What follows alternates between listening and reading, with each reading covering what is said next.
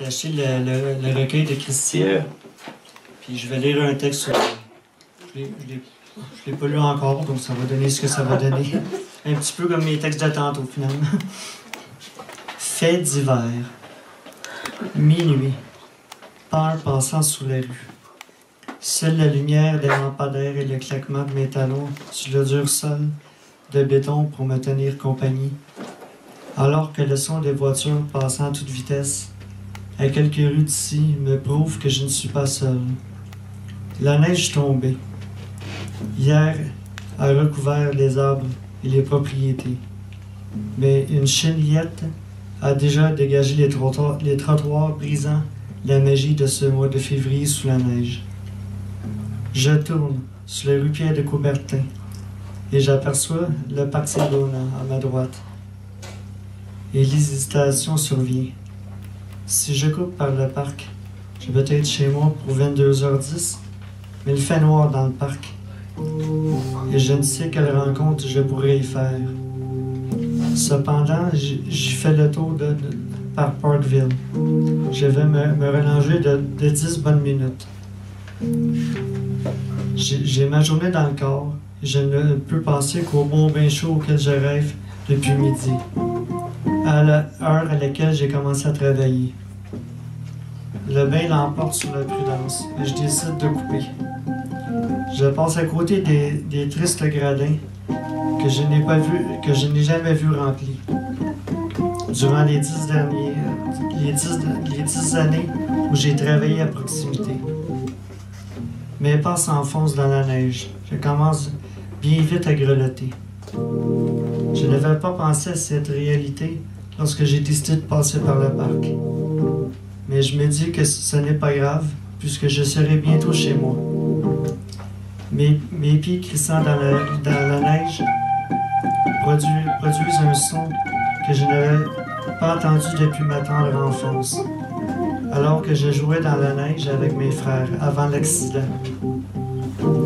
Je pense à autre chose. Ce souvenir est décidément trop désagréable. Une deuxième série de crissements. À l'orée du parc, environ 100 mètres de chez moi, derrière chez moi, j'ai la chair de poule. Et je commence d'un coup. Ça n'a plus du tout rapport avec le froid ou mes pieds mouillés. J'accélère le pas, en tentant subtilement de voir la personne qui me suit. Un furtif coup d'œil par-dessus mon épaule gauche ne me montre personne, mais ça ne signifie pas que je ne suis pas suivi. À cause du capuchon de mon manteau, je ne vois pas bien alentour de moi. Je commence à marcher. Je continue de marcher, tâchant de ne pas tenir compte de la personne qui marche derrière moi. Du coin de l'œil, je vois un buisson remuer à ma droite. La panique prend la place de la raison et je commence à courir. La neige alourdit mes pas et mes talons s'empêtrent à la substance collante, m'empêchant d'aller à la vitesse que je souhaiterais. J'entends le bruit de pas dernièrement changer de rythme, lui aussi pour augmenter. Tout en courant, je fouille fébrilement dans ma sacoche à la recherche de mon téléphone cellulaire. J'ai fini par le trouver et je compose fébrilement le 911. Une sonnerie, deux sonneries, puis une voix blasée qui répond « Urgence ». Au même moment, mon pied droit glisse sur une plaque de glace cachée par la neige traîtresse et, du peu de traction de mes souliers, je tombe perdant l'action de mon téléphone. Assise dans la neige, je me retrouve et je vois horrifié l'inconnu pour la première fois. Il n'est qu'à quelques pas de moi et il accélère. Je ne vois pas du tout son visage, car il est masqué par une cagoule. Mais ses yeux me font comprendre qu'il en a contre moi. Je me relève donc difficilement, prends mon élan et recommence à courir. Je sens sa main tenter d'attraper mes cheveux, mais il ne réussit qu'à n'en gripper que quelques-uns, qu'il arrache. Je ne m'en soucie pas. Je me concentre sur ma course. Je ne veux pas qu'à l'extrémité du parc, Je ne regarde que l'extrémité du parc. Je sais que si je réussis à m'y rendre, il ne me poursuivra plus, car nous nous retrouverons là à un pâté de maison du poste de police, situé au centre de Carmichael d'Amel. J'accélère le pas. Mon talon gauche se brise. Je tombe sous l'effet de la différence de hauteur entre mes deux pieds. Et je sens que quelque chose lâche dans ma cheville. Ma tête heurte durement la clôture, délimitant le côté nord du parc. Et un liquide chaud commence à couler de ma tempe. Je n'ai pas besoin de me creuser la tête pour savoir que c'est du sang. Ma vue s'embrouille. Je sens que je vais m'évanouir. Je vois ma maison à 2 coins de rue d'ici.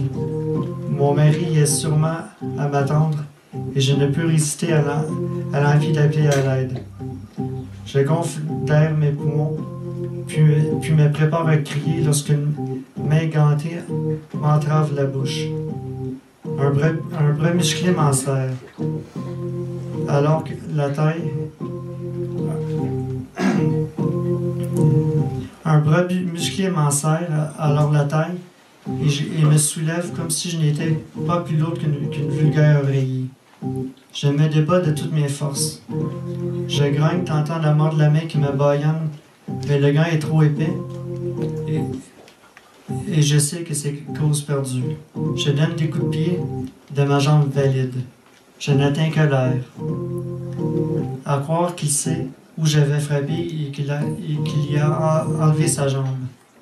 Mes petits poings cognent sur lui, mais il ne semblait pas en ressentir les coups. Alors je tente, alors le tout pour le tout. J'avance la tête vers l'avant et pousse de toutes mes forces, comme si je tentais de briser son étreinte. Donc je me sens incapable. Puis je renvoie violemment la tête vers l'arrière, espérant l'atteindre au visage. Le coup porte. Il grogne de douleur et son emprise sur moi s'allège un peu. J'en profite pour dégager ma bouche et crier à l'aide, mais il reprend bien vite ses esprits et me bâillonne de sa main à nouveau. Il tente de me reprendre, comme il le faisait, mais cette fois-ci, je vois son pied. Je lève ma jambe droite. Je lève ma jambe droite et fais descendre le plus rapidement possible mon talon droit sur son pied. J'ai la satisfaction d'entendre un craquement. Cette fois, c'est un hurlement de douleur qui pousse. Il me lâche totalement. Je bondis sur mes pieds pour sentir ma cheville gauche me lâcher et retomber lourdement sur mon côté. Je commence à ramper, continuant de crier à l'aide. Je l'entends qui se relève à quelques pas derrière moi. Il boite. Je rampe le plus vite possible. Je suis à la clôture. Je m'y agrippe et me hisse debout. Je passe la jambe droite par-dessus celle-ci, puis la jambe gauche. Je commence à boiter, mais une violente secousse au niveau de mes cheveux me couvre le dos et me fait tomber sur la clôture. Mon manteau ne résiste pas au choc et il se déchire, ne me laissant plus que la protection de mon chandail qui se déchire lui aussi. 1001 blessures s'ouvrent dans mon dos, répandant mon sang sur la clôture et dans la neige. J'ai cri de douleur, mais cela ne semble pas émouvoir mon assaillant, qui continue à tirer mon corps tout entier à partir de mes cheveux. Alors que mon dos, déjà devenu guère plus qu'un amas de douleur, a fini par repasser la clôture. C'est autour de mes fesses et de mes jambes de subir le martyre. Je me sens presque heureuse d'être de nouveau du côté de la satanique clôture que lui, du même côté que la satanique clôture que lui, quand, ayant passé par d'atroces souffrances, je me dis que la fin ne peut plus être douloureuse. Je me trompe.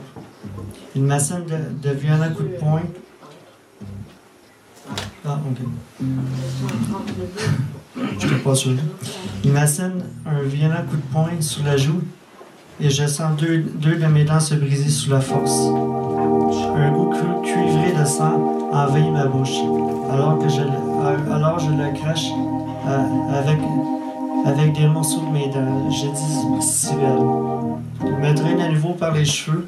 Je suis à la limite entre l'état de veille et de l'inconscience en raison des différentes blessures reçues par ce malade. J'ai tenté vainement de crier. Il a pris mon foulard. Il m'a baïonné avec celui-ci. Dans ma bouche, le goût de sang commence à se faire moins présent. La blessure doit se refermer. Je ne sens plus ma cheville blessée et mon dos à vif me brûle comme si des tissons y étaient piqués. Le fou finit par me déposer dos sur la neige. Il sort de sa ceinture un couteau à lame large. Il me le jette sous le nez. Il me menace de me violer avec le couteau. Et c'est à cet instant que je perds contenance. Je lui balance un coup de genou dans les parties génitales et je le repousse de mon avant-bras droit, qu'il taille de son arme. J'enlève mon foulard de ma bouche et j'entoure mon bras pour arrêter le saignement, puis je me prépare à me sauver. Une douleur atroce à mon tendon droit me fait pousser un hurlement strident. Ma jambe cède sous moi et je me retrouve à plat ventre dans la neige. Je sens mon sang qui s'écoule de la blessure. Je tourne la tête et le vois, à quatre pattes, son couteau dans les mains. Il a sectionné l'artère située dans mon tendon et mon sang s'en découle à gros bouillon. Il me grogne un vague. Salope, je vais te crever.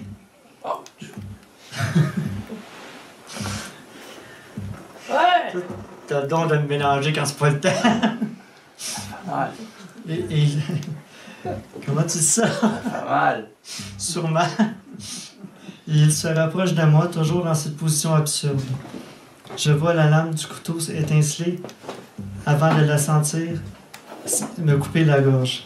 Les dernières sensations que j'avais avant de mourir sont atroces. Mon fluide vital s'éloigne de moi, quittant. À l'une de tous les journaux, une nouvelle atroce. Une employée de Tim Hortons a été retrouvée nue et morte dans le parc Saint-Donat dans Hochelaga. Le principal suspect est un résident d'un établissement pénitentiaire situé à proximité et il n'a toujours pas été retrouvé.